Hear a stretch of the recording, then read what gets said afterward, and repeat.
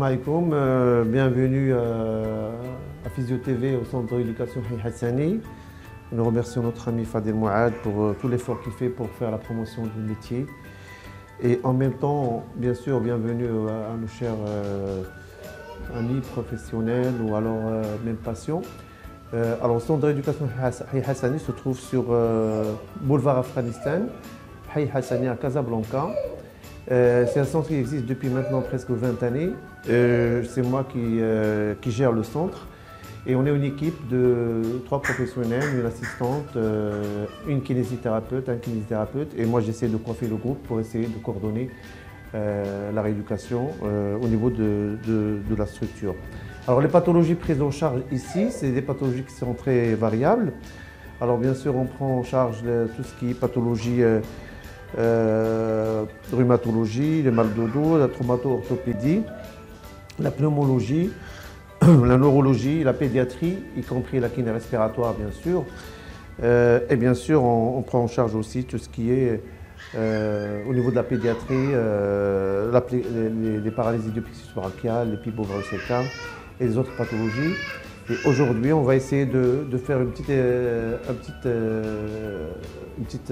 présentation sur la prise en charge kinésithérapeutique des pibovarus-séquins. Et j'aurai l'occasion de vous montrer tout à l'heure un enfant qui présente cette pathologie avec une atteinte bilatérale, un pibovarus-séquin d'un côté traité par la Ponseti et l'autre côté traité par la méthode fonctionnelle ou la Fresh méthode. On va essayer bien sûr de voir globalement les techniques.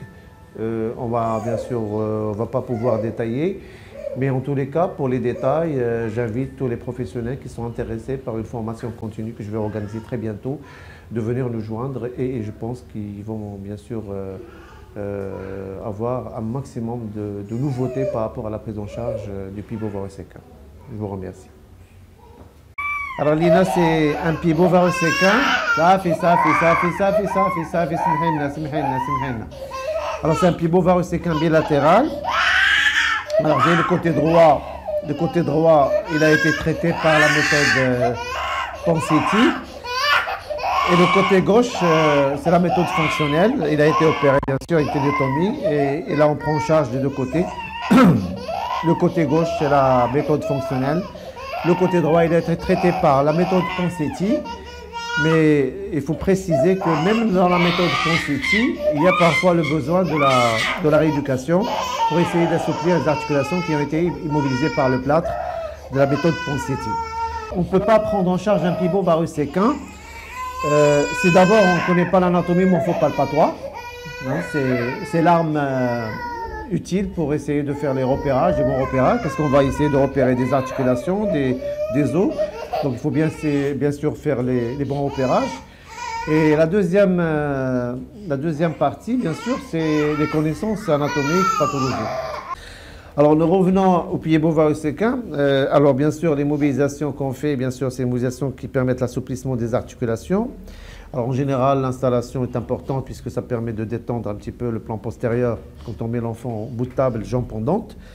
Et bien sûr, on essaie de faire toute la manipulation, les mobilisations spécifiques de toutes les articulations. Alors là, je travaille sur la décoaptation astragalo-naviculaire, parce que souvent le naviculaire il est luxé, il est souvent luxé. Alors bien sûr, on travaille sur le naviculaire. Alors, bien sûr, pour rappeler la définition du pibovarus-séquin, c'est l'incapacité de poser le pied avec les appuis plantaires normaux, avec bien sûr une déformation sur l'arrière-pied, sur le médio-pied, sur l'arrière-pied. Alors, en général, on a une luxation de l'astragalo-naviculaire, on a une adduction du médio-pied et bien sûr un calcaneum qui est complètement en varus-séquin. Alors en général, toutes les mobilisations vont bien sûr s'adresser à toutes ces articulations. Là, je vais encore travailler sur la correction d'adduction et de la supination. Alors par des contreprises, bien sûr, avec des prises, des contreprises. Et on essaie bien sûr de réaliser des corrections nécessaires dans tous les niveaux d'articulation. Alors ce pibovarus-séquin, c'est un pibovarus-séquin qui a été classé au niveau de la classification de Demeglio Ben Sahel. Il avait un score au départ de score de 16 au départ. Bon, bien sûr, maintenant, ça a un petit peu diminué parce que ça a progressé.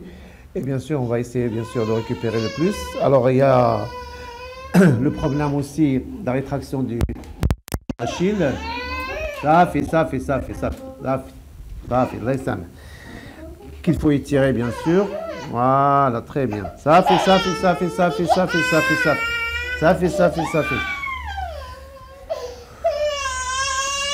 Alors, pour l'autre pied, qui a été traité par la méthode Ponseti, bah, c'est la même chose, c'est les assouplissements, parce que parfois, même la méthode Ponseti, on a besoin de faire de la kinésithérapie, et c'est mieux parfois de prescrire de la rééducation dans la méthode Ponseti.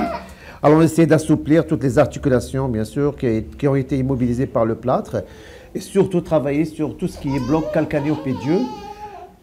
Et le travail du pivot varus-séquin se fait selon ce concept, c'est ce qu'on appelle le concept du bloc calcanéo-pédieux, et qu'il faut bien sûr à chaque fois avoir en tête pour pouvoir faire une rééducation bien conduite, sans danger sur les pieds des enfants.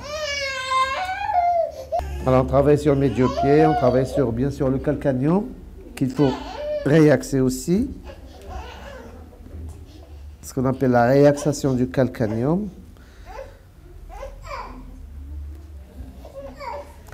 Et tout le bloc calcanéo-pédieux doit être pris en compte aussi.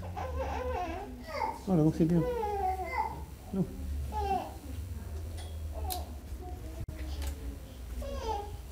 Zeb. Voilà. Là, on étire. J'ai bien mobilisé, maintenant il faut étirer. Ça fait. Là, il s'aime. Ça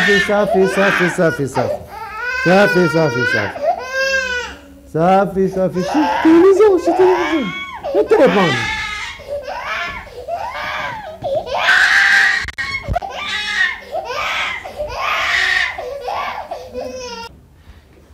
Alors بالنسبه لان ما يمكنناش نهضروا على اعوجاج رجلين. الرجلينات ملي تيكونوا كاين وليدات تيتولدوا برجليهم معوجين تسموا لو بيبو فاروسيكان بلا ما نهضروا على التوعيه، لان التوعيه مهمه بزاف في هذه الحالات.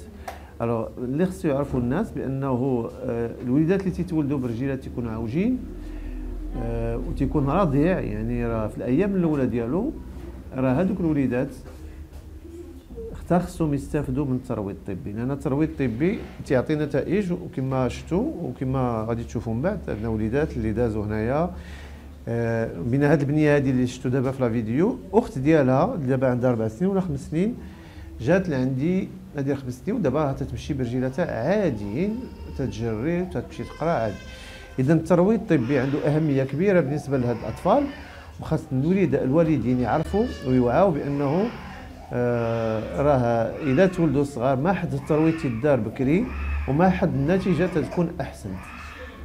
بالنسبه للامراض الاخرين كلهم ديال الاطفال، الوليدات اللي تيتولدوا بيديهم مشلين، الوليدات اللي تيتولدوا عندهم اعاقه، الوليدات اللي عندهم رجليهم معوجين، الوليدات اللي عندهم عنقهم معوج، كاع هاد الامراض كلها الحمد لله في المغرب عندنا الناس اكفاء اللي تيديروا العمليه ديال الترويض وتيكون نتيجه مزيانه واللي تتمكن الطفل يعيش حياته عاديه.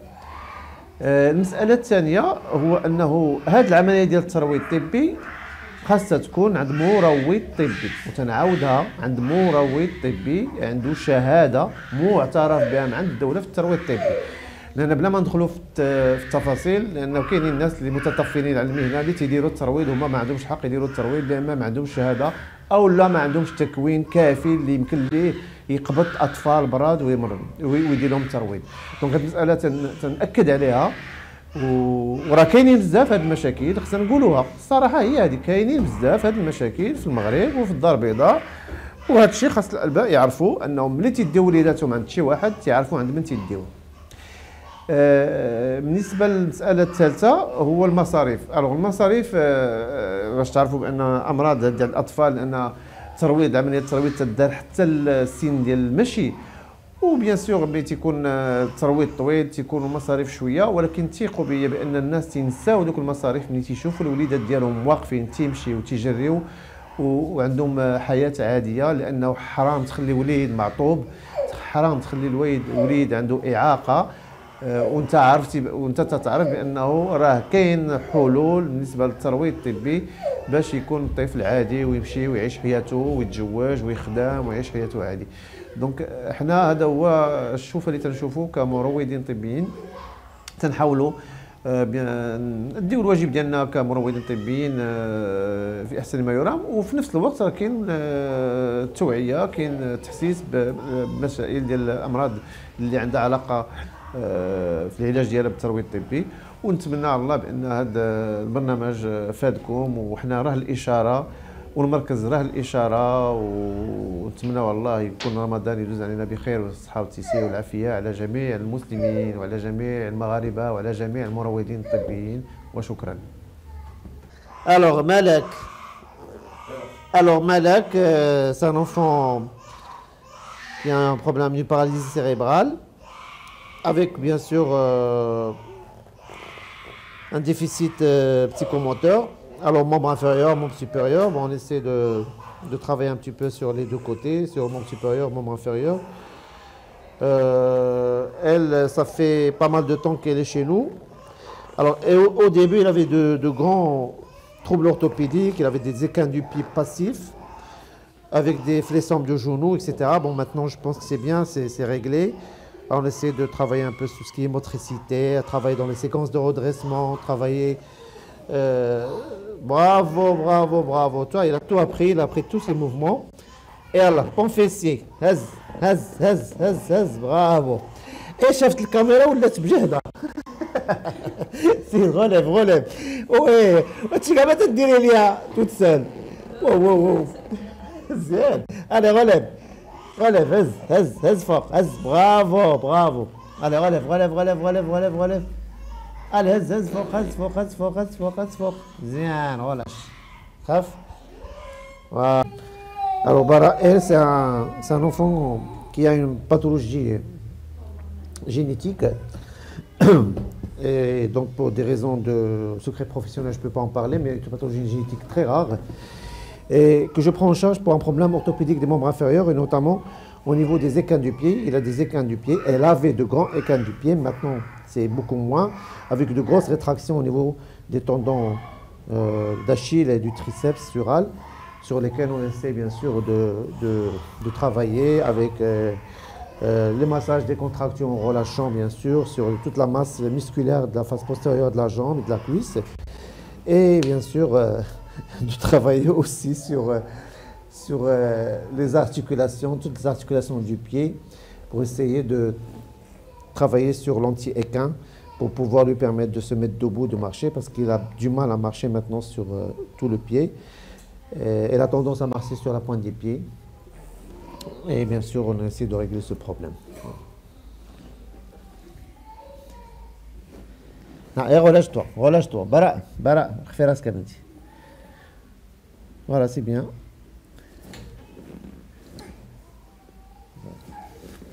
C'est bien.